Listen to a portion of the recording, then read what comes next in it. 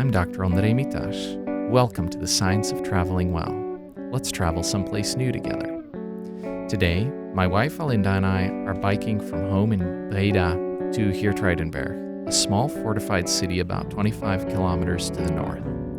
Breda, where we live, and Geertruidenberg, a place we visited numerous times, are two of 11 fortified cities in the Netherlands that together make up the Zuiderwaterlinie, the southern water defense line. A water defense line is a uniquely Dutch concept dating back to the end of the 16th century and something you can only see in the Netherlands. Basically, a lot of the Netherlands is at or below sea level. It was never a huge military power and thus was invaded frequently in the late Middle Ages. The water defense line was developed to defend this soggy land against huge invading armies with only small garrisons on the Dutch side. First, any natural elevations in the land, small hills or swells, were developed into forts or fortified towns.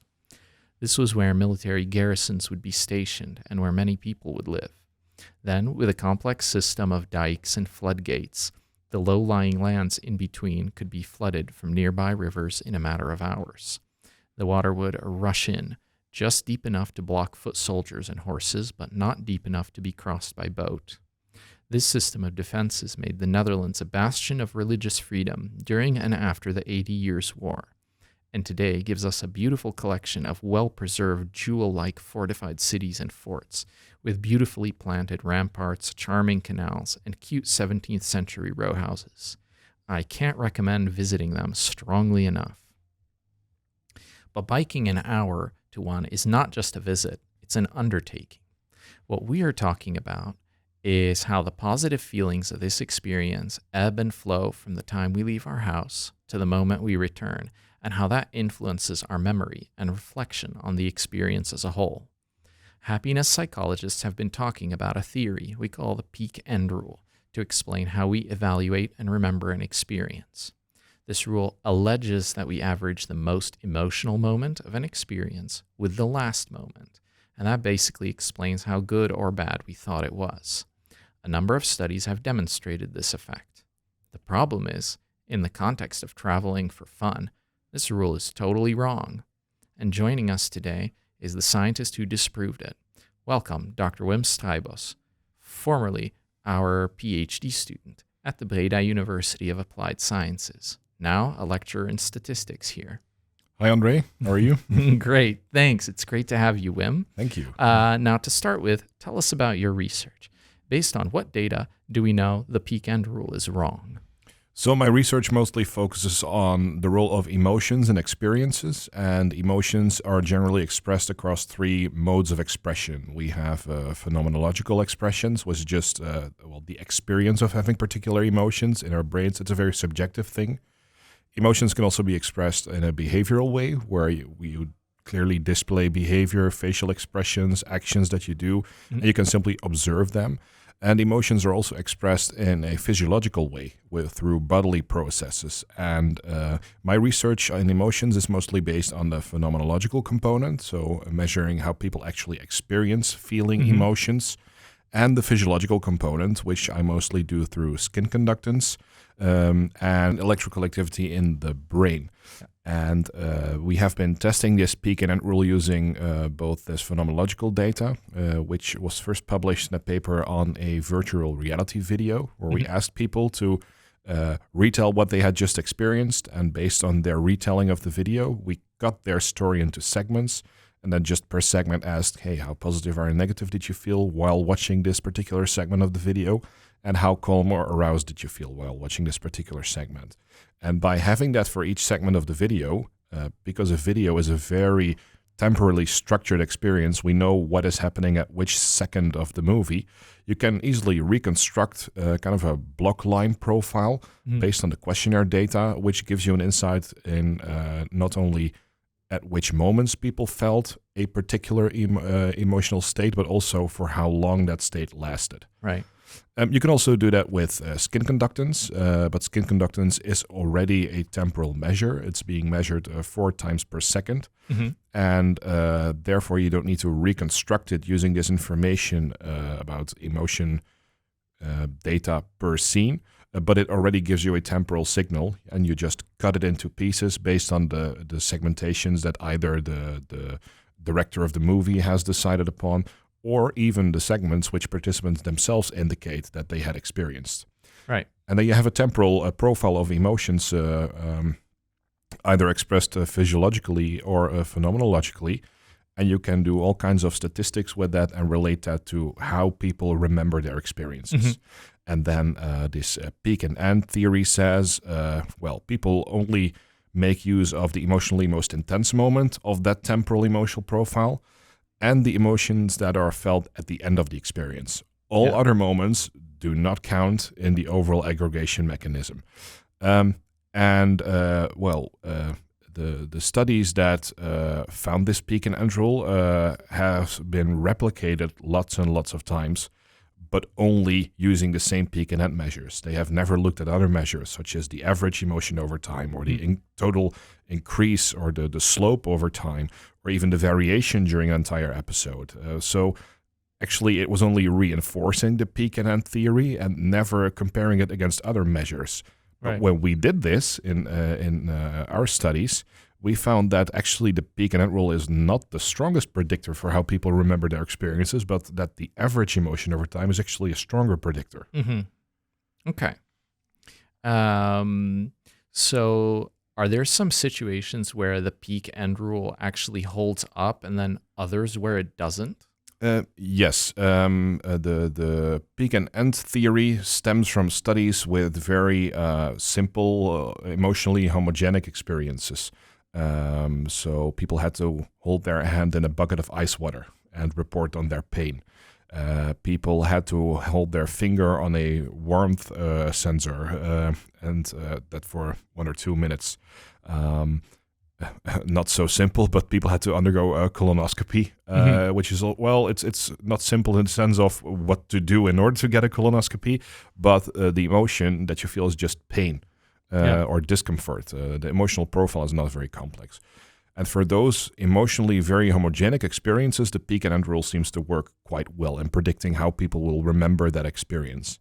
Right. But the more emotionally complex an experience gets, and we call that emotional heterogeneity, the more complex the emotional profile, and that can be in terms of positive and negative emotional valence. So are people feeling pleasant or unpleasant? But also in terms of calmness or arousalness. The more variation there is between the two extremes of the scale, the more heterogeneous that experience becomes. And for more heterogeneous and emotionally complex experiences, the peak and end rule is kind of beaten by, the average rule, so to say. Okay. Yeah. So we usually think of vacations and even shorter travel experiences that we undertake in our free time, probably in a very complex way, right? Because there are almost always boring moments in even the best experience. Exactly. A sort of downtime, let's say, and moments that are more exciting and moments that you've been looking forward to more or less. So that's already, from the perspective of the studies that the peak end rule came from, that's already a lot of complexity. Exactly. And I mean, just look at the travel alone. If you look at a flight, people get excited during when the flight is going up in the air. Maybe there's some turbulence, negative emotions. Maybe the food is coming, positive emotions again. Then you taste what the food actually tastes like, negative emotions. Then the plane goes down, also happiness. So even just the temporal profile of emotions over the flight alone is already quite complex compared to just experiencing pain during a colonoscopy or holding your finger in a bucket of ice water. Yeah.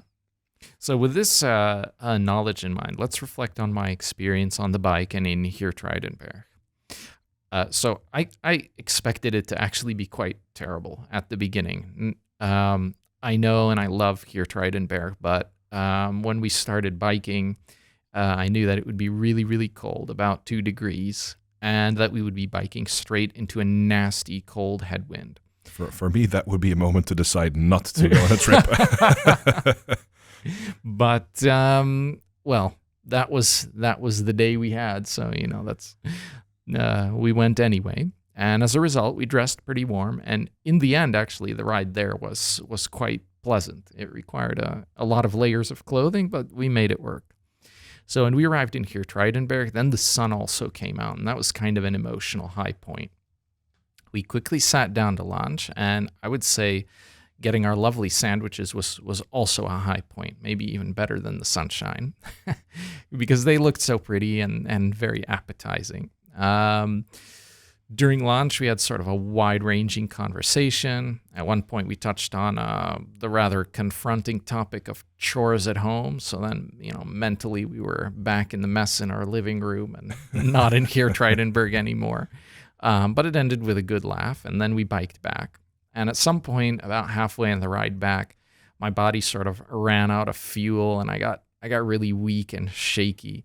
And that would have probably been the low point of the experience. I mean, when doing a lot of road riding, you quote unquote bonk like this pretty regularly if you don't know what you're doing.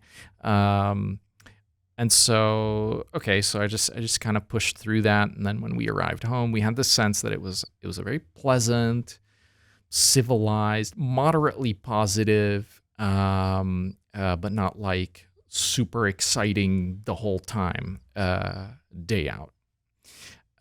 So I'm curious about, what would you say besides, well, it's too cold for you and you wouldn't go, but what would you say to this recollection? Do you find it driven by peaks and ends, averages, or another way of remembering experiences?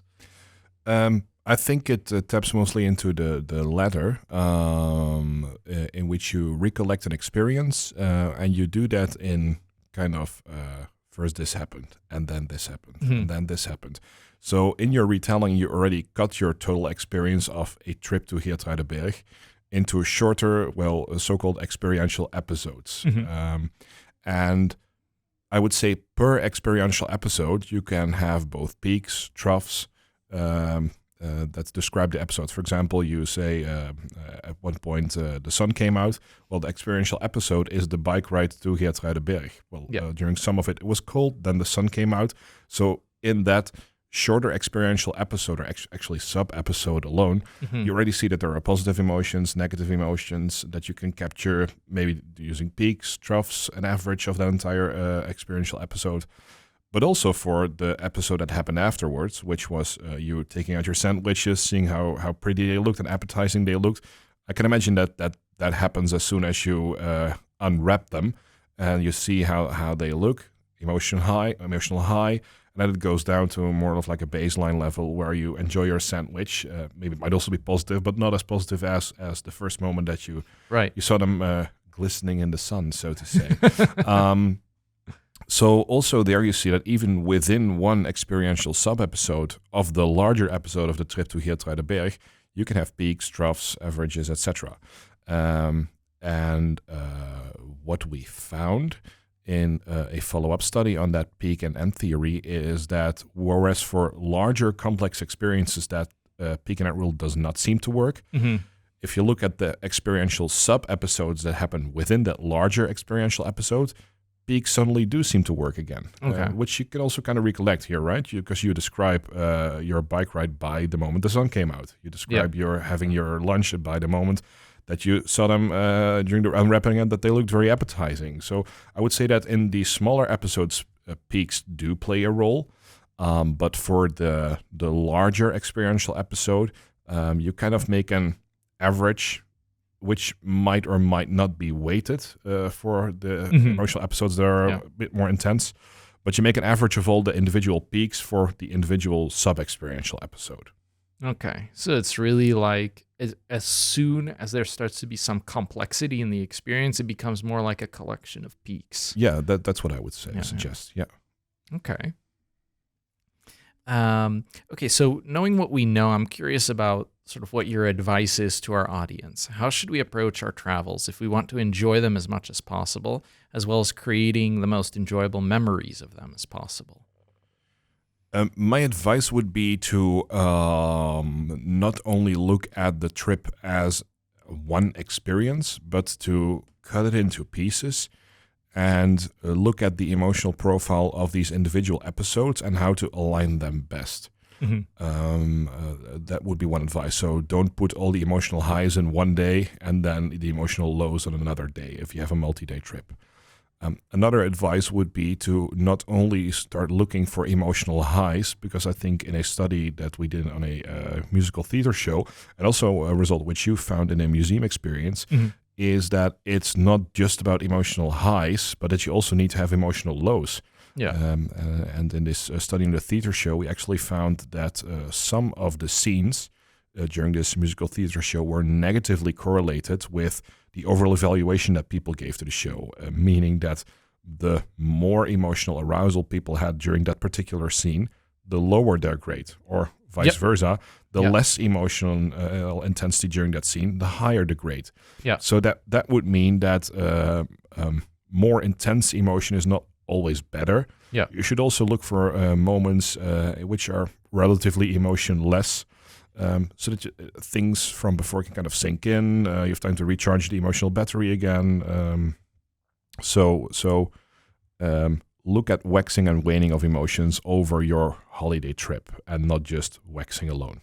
Yeah. I think that's really cool advice, and indeed that that finding also came up in like a village tour that we did. That more emotion was not better, and there were certain moments of emotion that didn't really help. And I also think if you're encountering emotional stimuli all the time, at some point you kind of stop caring and you stop being open to it. So I appreciate the advice, and in something like the experience we're talking about today, the bike ride, for me, the ride there and back is kind of the downtime, and it kind of makes some space to anticipate and to reflect on the emotional peak of visiting a cool place like this. My most philosophical moments are the moments when I drive back and home to work in the car. I get lots of insights because there's just nothing happening. Of course, it might be busy on the road, but just turn on the radio, let things ponder in your mind, and that time is very valuable to me as well. Yeah. Great.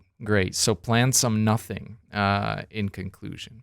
So actually, Dutch are quite good at that, right? I think the Dutch are the only one that actually plan for doing nothing. Really? Yeah. I haven't heard that. Yeah, niks doen. Niks doen. Yeah. Okay. Yeah. You certainly see it on some like lifestyle magazine headlines. yeah, exactly. The niks doen issue. Yeah. So as always, we're going to wrap up with some practical ideas. The towns on the southern water defense line are, from east to west, Bergen op Zoom, Steenbergen, Willemstad, Klundert, Breda, Geertruidenberg, Heusden, 's-Hertogenbosch, Mege, Ravenstein, and Grave. Bergen op Zoom, Breda, and 's-Hertogenbosch are the largest and have a train station. The others are accessible by bus, but of course I suggest biking there. There's a long-distance bike path that connects them, including an especially beautiful rail trail segment, which goes from Geertruidenberg almost to Heusden and to 's-Hertogenbosch. And there's also a guidebook which you can get that has a long-distance hiking trail that covers the entire southern water defense line. So cycling or hiking gives you an appreciation for the dikes and the floodgates between the cities, and the opportunities to see numerous beautiful forts in between as well, such as Fort de Rovere, Henricus, Sabina, Isabella, and St. Andrews, to name just a few of the many forts along this waterline. And with that, I'm going to thank Wim so much for joining us today, and till next time, everyone, happy travels. The Science of Traveling Well was initiated partly thanks to an HBO postdoc grant of the Regieorgaan Stichting Innovatie Alliantie of the Dutch government.